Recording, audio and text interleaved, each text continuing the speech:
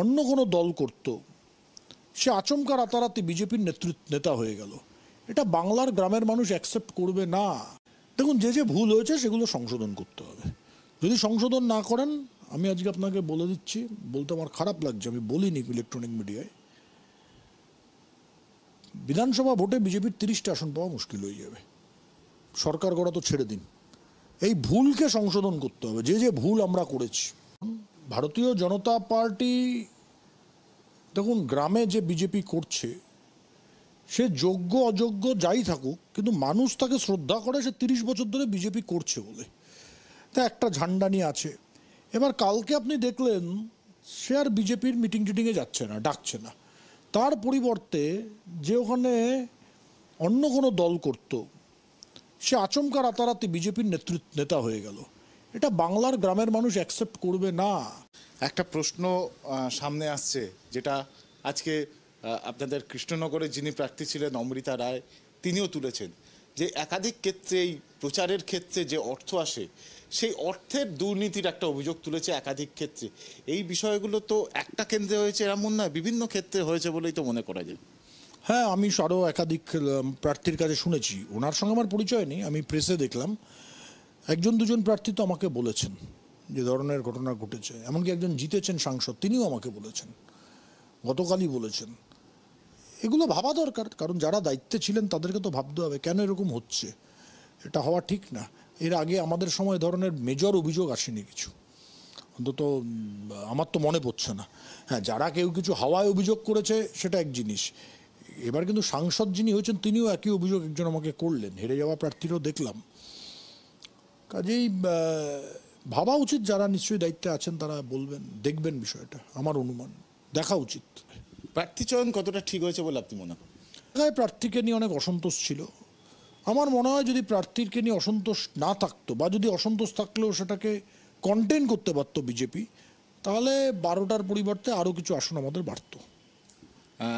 দিলীপ ঘোষ তার কেন্দ্র বদল করা, এটা কতটা যুক্তিযুক্ত ছিল বলে আপনি মনে করেন? না, এটা উচিত হয়নি।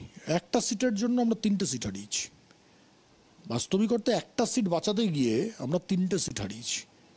এটা তো আজকে দেখলাম একাধিক সাংসদও, নির্বাচিত সাংসদও বলেছেন।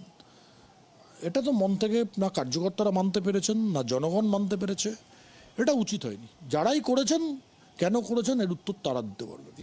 এই মুহূর্তে দাঁড়িয়ে দলকে 2026-এর আগে তৈরি করার ক্ষেত্রে কি কি ভূমিকা নেওয়া প্রয়োজন বলে মনে করেন? দেখুন, যে যে ভুল হয়েছে সেগুলো সংশোধন করতে হবে। যদি সংশোধন না করেন, আমি আজকে আপনাকে বলে দিচ্ছি, বলতে আমার খারাপ লাগছে, আমি বলিনি ইলেকট্রনিক মিডিয়ায়, বিধানসভা ভোটে বিজেপির 30টা আসন পাওয়া মুশকিল হয়ে যাবে। সরকার গড়া তো ছেড়ে দিন, এই ভুলকে সংশোধন করতে হবে, যে যে ভুল আমরা করেছি। পশ্চিমবঙ্গে ভোট হয় না, পশ্চিমবঙ্গে ভোট করাতে হয়।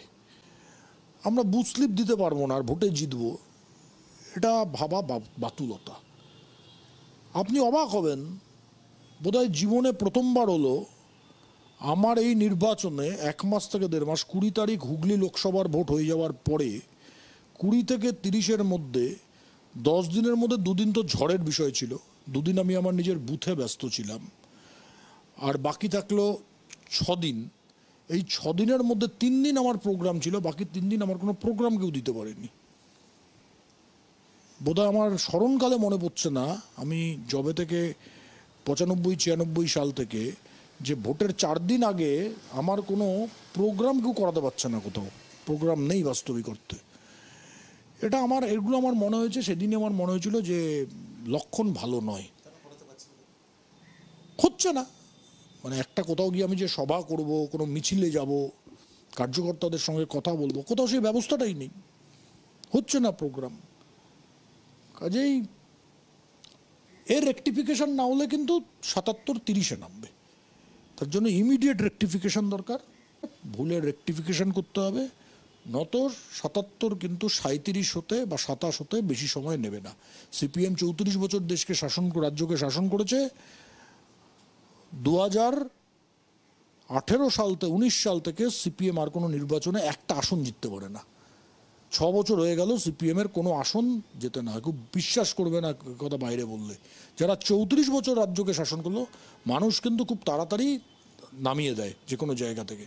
তার জন্য ইমিডিয়েট রেকটিফিকেশন করুন, নত 26 সালের বিধানসভা ভোটে বিজেপি 27টা সিট পাবে কিনা সন্দেহ দেখা দেবে।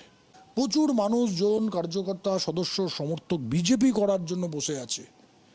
তাদেরকে বিজেপি পার্টির যারা বিভিন্ন স্তরে নেতৃত্ব আছেন, মণ্ডল হোক, জেলা হোক, তারা কাজ দিচ্ছেন না, কাজে লাগাতে চাইছেন না, ডাকছেন না, বলছেন না। আর যদি এরকমই চলে পরিস্থিতি, তাহলে কিন্তু 77-27 নামবে। অনেক ধন্যবাদ সায়ন্তন দা কথা বলার জন্য। আমরা কথা বললাম সায়ন্তন বসুর সাথে, এবং তার যে খোলামেলা উত্তর এবং খোলামেলা বক্তব্য, সেখান থেকে দু একটি বিষয় কিন্তু স্পষ্ট, যে ক্ষেত্র প্রস্তুত ধরতে হবে লড়াইটাকে, এবং সবাইকে নিয়ে সেই লড়াইতে ঝাঁপাতে হবে। যদি তা না হয় তাহলে কিন্তু 2026-এর বিধানসভা নির্বাচনে 77 জন বিধায়ক 27 বা 37-এ নেমে আসবে, এমনটাই কিন্তু তিনি বললেন।